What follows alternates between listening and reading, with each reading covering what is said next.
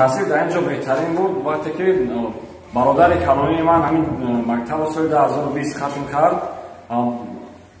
ба хизмати халқу ватан бо хоҳиши худ рафт ва ман аз бародари худам ибра гирифта барои ватан, ҳифзи ҳимояи ватан содиқона ба худам як мақсад гузоштам ки ба хизмат меравам. мо тӯли 3 моҳ шуд дар ин ҷо дарс мехонем. дарсҳо беҳтаринанд, дарсҳои амалӣ ва ғайриамалӣ, тарзи ронандагӣ бисёр хуб мегзаранд. роҳбари мактаб Кенҷаев Рустам беҳтарин роҳбар аст ки ӯ моро мисли фарзандони худаш дӯст медорад, эҳтиром мекунад. ба роҳбари мактаб миннатдории худро баён мекунам ки моро мисли фарзандони худашон дар ҳамин тӯли 3 моҳ бе ягон камбудӣ, бе ягон